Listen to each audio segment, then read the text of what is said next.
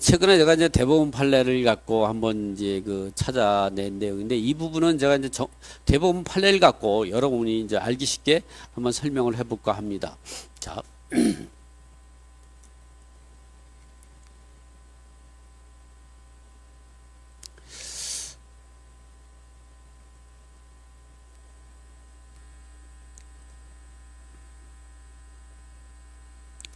자.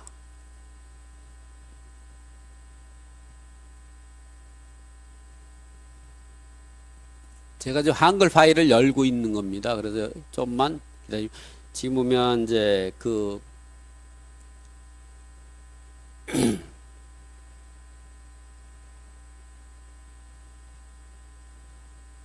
이와 같이 대법원 이제 2017년 8월 29일 날 판결낸 내용인데요.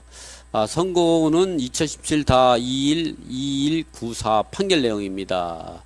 여기에서는 어떤 게 되냐면, 주택임대차에서 3조 1항에서 대항 요건인 주택의 인도는 어떤 의미를 갖고 있느냐, 이 부분은 그리고 두 번째는 주택임대차보호법상 우선 변제권이 인정되기 위해서는 그 계약 당시 임차보증 전액 요거죠, 요 내용이죠.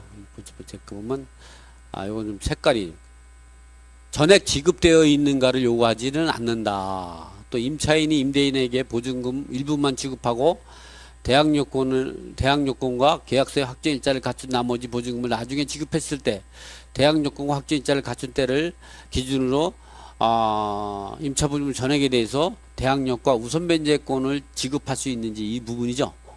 대법원 판례에서는 지급할 수 있다고 보고 있습니다. 그래서 여러분이 이제 보면, 이제 공부 차원이니까 제가 한번 판결 요지를 간단히 설명을 드리겠습니다. 주택에 관해서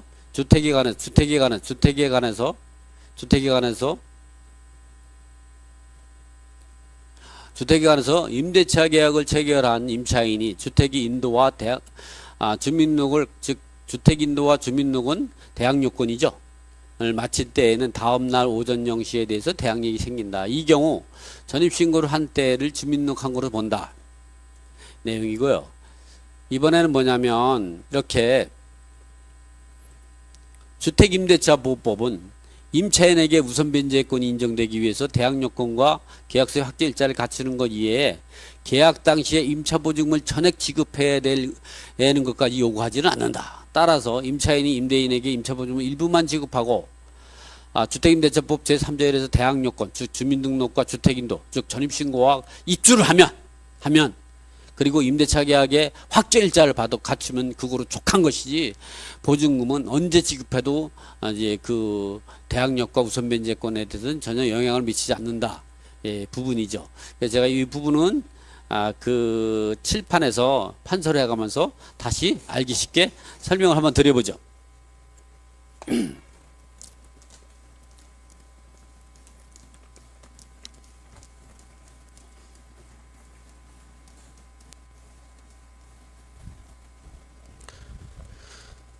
우리가 이제 보면 계약이 효력이라는 건 그렇습니다. 계약이 효력이라는 거는 계약의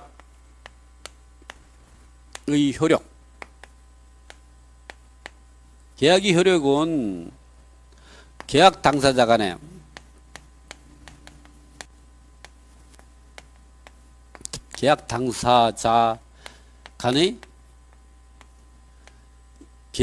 계약하기로 의사의 합치만 있으면 됩니다. 하기로 의사를 합치만 있으면 됩니다. 근데 이렇게 의사의 합치만 있다면 다툼이 생기죠. 그래서 우리가 그렇게 주계약을 하겠죠. 주계약이 계약서를 작성하는 거죠. 근데 계약서를 작성하지 않아도 계약의 효력은 이미 발생한 겁니다. 합의만 있었다 그러면. 근데 합의만 있다 그러면 이 다툼이 생길 수 있죠. 서로 상대방이 오리발을 내민다면, 그때 가가지고 나의 계약이 당신이 이렇게 하기로 했지 않냐, 내가 그거 언제 하겠냐, 이럴 수가 있죠. 물론 녹취를 떴다면 그 자체가 계약서와 마찬가지입니다. 자, 이 계약서를 작성하고 나서 계약금 계약을 하게 되죠. 예를 들어서 매매 대금이 5억이다. 5억이다. 뭐 전세 보증금이 3억 원이다.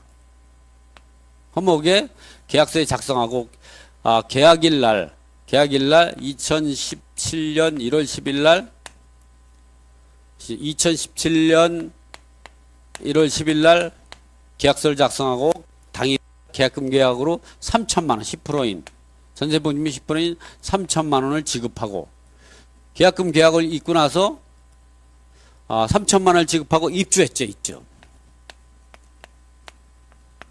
입주하고 전입신고도 하고 이게 바로 입주하고 전입신고가 바로 대항 요건이죠. 그리고 계약서에 확정일자까지 받았어요.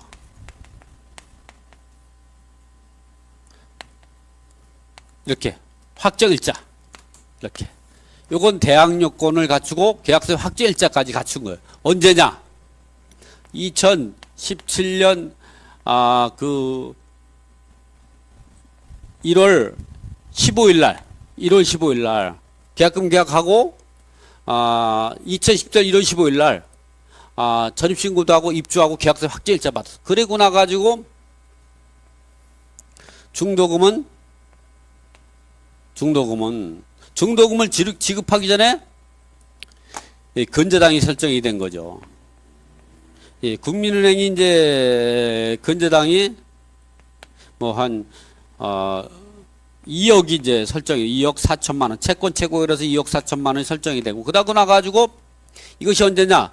2017년 1월 20일 날.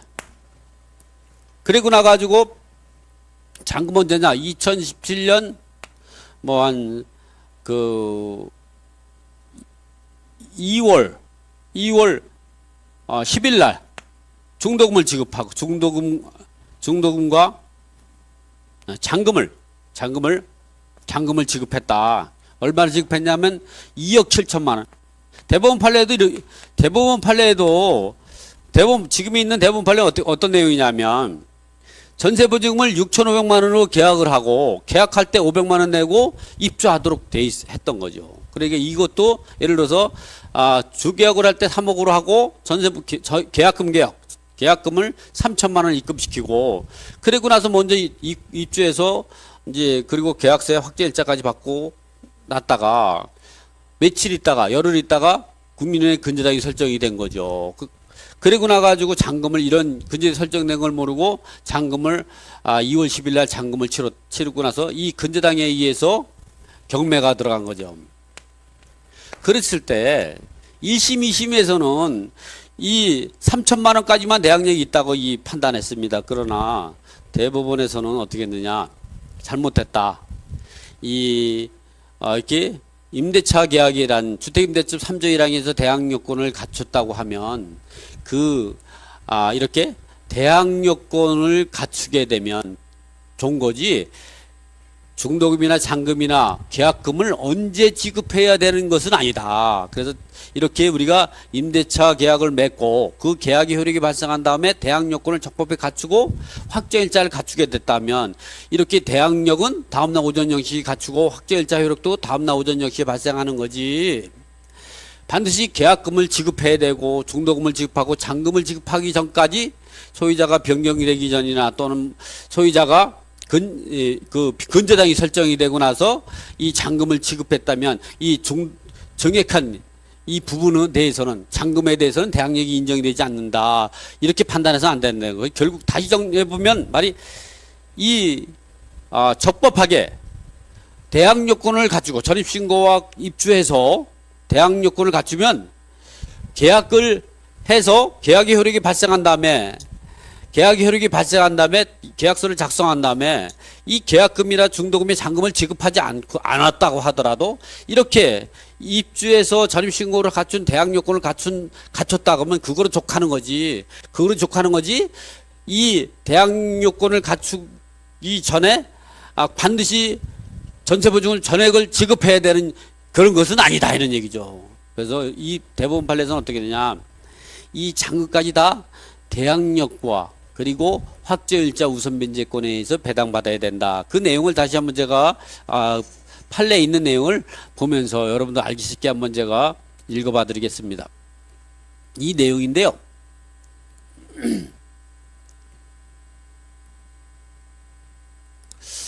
이제 그 3번 원심은 원고 2가 2012년 8월 17일까지 이 사건 아파트에서 생활했고 2012년 7월 17일 이사할 때 사용했던 2.5톤 트럭이 보통의 살림에 비해서 매우 적은 짐을 옮기는데 사용되는 것이었어. 주거 생활을 위해 이사를 볼 수 없다는 등의 이유를 들어 원고들이 2012년 7월 16일경 이 사건 주택 101호에 점유를 이전받은 것으로 볼 수 없다고 했지만 그러나 임대차 계약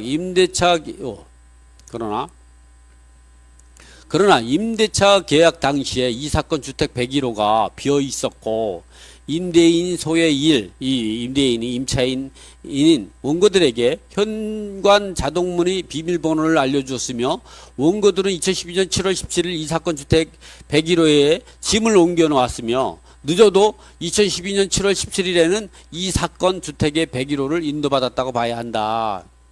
이렇게 앞에서 본 바와 같이 여기 이 내용이죠. 줄친 부분. 앞에서 본 바와 같이 이 사건 임대차 계약 당시에 임차보증금 일부를 지급하고 이 사건 주택 101호를 인도받아 전입신고 확정일자를 마친 다음에 이 사건 임대차 계약이 정한 바에 따라 나머지 임차보증을 지급하였다.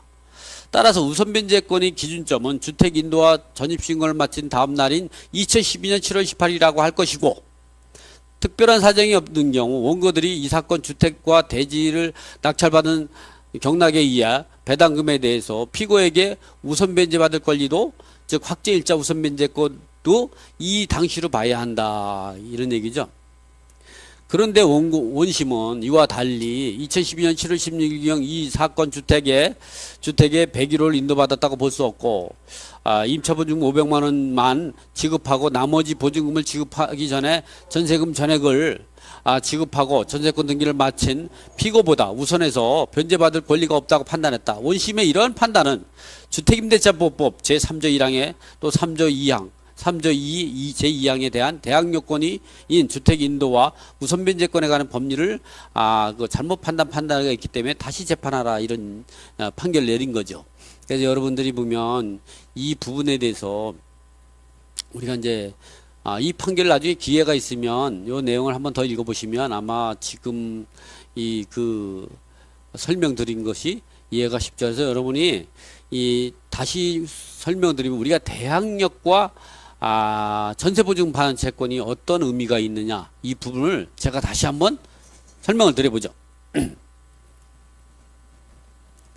이렇게 이제 계약을 하기로 이제 그 계약 당사자 간의 의사의 합치가 있었으면 계약의 효력이 발생하는 거죠.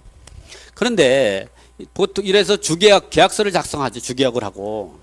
그래서 3억 원을 하고 계약을 하고 계약금 3천만 원 지급한 상태에서 임대인이 사람이 좋았나 봅니다. 그래가지고 입주를 대항요건을 갖췄어. 그러면 이렇게 대항요건을 갖추게 되면 대항요건이 2017년 1월 15일이니까 대항력은 언제 생기냐? 2017년 1월 16일 오전 0시에 발생하고 같은 날 확정일자 받았으니까 이 확정일자도 2017년 1월 16일 날 확정일자 우선변제가 발생하게 되면 이거로 족한 거지. 설령 계약금을 지급하지 않고 계약서만 작성하고 이러한 상황이 됐다고 하더라도 또는 중도금 잔금을 언제 지급했다고 하더라도 그건 의미가 없다. 이렇게 보는 이유는 뭐냐면 여러분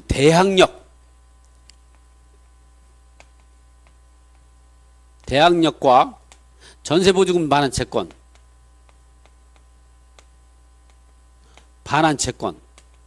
채권은 이것이 주물 내지 주된 권리입니다. 이것을 주물 내지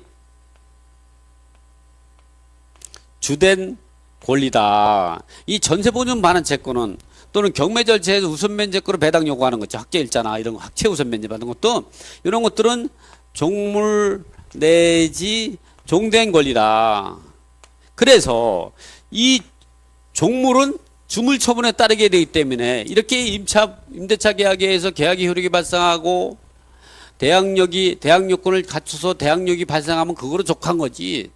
전세보증금을 계약금이나 중도금 잔금을 언제 지급해야 되냐? 꼭 반드시 지급해야만이 효력이 발생하지. 그렇지 않다는 거죠. 그래서 여러분이 이런 경우가 잇따르면 이제 이런 내용이 잇따르면 여러분들은 이 계약금에 대해서만 대항력이 있는 게 아니라 이 설령 그 중간에 근저당이 설정하고 이 근저당에 의해서 경매가 들어갔다도 이 대항력은 이 잔금까지 대항력이 있다. 이런 내용을 여러분이 잘 이해하시고 있어야만이 되겠다. 그래서 이런 주택이 이제 경매 들어간다. 임차인이 있다. 아이고 나는 이거 계약을 하고 나가지고 내가 부동산 전문가도 아니고 그래서 등기부를 확인 안 하고 잔금까지 치렀다. 그때 어떻게 해야 되냐. 그래서 이런 대부분 판례가 두 가지가 있습니다. 제가 2000 다 뒤에 몇 호인데 그런 사항도 있고 이번 판례도 있고 그래서 이런 판례가 두 개가 있으니까 그 부분은 이제 여러분이 이제 이런 판단하고 또 이런 주택이 경매 들어갔을 때 낙찰자 입장에서는 어떻게 판단하냐. 임차보증금을 인수해야 된다. 그 확정일자를 받아놨다면 그 확정일자의 효력은 돈이 나중에 지급했는 분이 이런 게 의미가 없다. 왜냐하면 이미 대항력이 발생하면 그 대항력에 대해서 전세보증금 반환 채권이 함께 따라가는 거지. 돈을 반드시 그 확정일자를 받을 당시에 전액이 지급해야 되는 것은 아니다. 그건 왜 그러냐? 이 대항력이 주물 내지 주된 권리다. 전세보증금 반환 채권 또는 우선변제권으로 경매나 공매제서 배당 요구할 때 최우선변제 확정일자 우선변제권은 대항력이 발생하고 그리고 확정일자를 받아놨으면 그로 족한 거지 그 시기와 같이 돈을 지급한 때에 계약의 효력이 발생하는 건 아니다. 이렇게 이해하시면 됩니다. 그래서 여러분이 이제 이렇게 계약금만 지급하고 대항력권과 확정일자를 갖춘 임차인이 대항력과 확정일자 우선변제권은 돈이 그 당시에 지급하지 않았다고 해도 대항력만 갖추고 있었다 하면 그리고 확정일자를 갖추고 있었다 하면 계약금이나 중도금이나 잔금은 언제 지급해도 계약의 효력이 발생하고 그로 인해서 대항력과 우선변제권을 갖춘 다음날 오전 0시 그리고 확정일자를 갖춘 날짜에 효력이 발생한다. 그러나 확정일자를 대항력이 발생하고 나가지고 확정일자 받았다 그러면 당일 주간이라는 거는 주민세탁 무료 10시간 오전 9시부터 저녁 6시가 되는 거고요. 그러나 이번에는 뭐냐면 확정일자를 미리 받는 경우가 있죠. 같은 날 대항력권과 전입신고 확정일자 갖춰도 그런 대항력이 발생하기 최소 6시에 확정일자 받았다고 해도 새벽 0시에 대항력이 발생하니까 대항력이 발생하기 전에 확정일자 받으면 대항력이 발생할 때까지 우선변제권이 발생하지 않다가 대항력이 발생하면 즉시 효력이 발생하게 되는 거죠. 이 부분은 뭐 좀 전에 설명을 드렸기 때문에 그러나 이 대항력이 발생하는 확정일자 받으면 당일 주간에 효력이 발생한다. 그러나 5월 1일 확정일자 받아놓고 5월 10일 날 전입신고를 하고 했다. 그랬을 때는 대항력은 5월 11일 오전 0시고 그때까지 확정일자 우선변제권은 발생하지 않습니다. 그러니까 확정일자는 대항력이 발생하면 즉시 효력하죠. 먼저 발생. 그래서 5월 11일 오전 0시에 대항력과 확정일자 우선변제권도 같이 발생한다는 거. 그래서 이런 부분에 대해서 오해가 있지 않기를 바라면서 오늘 방송은 1시 4분이네요. 오늘 방송은 이거로 마치겠습니다. 시청자 여러분 시청해주셔서 감사합니다. 안녕히 계세요.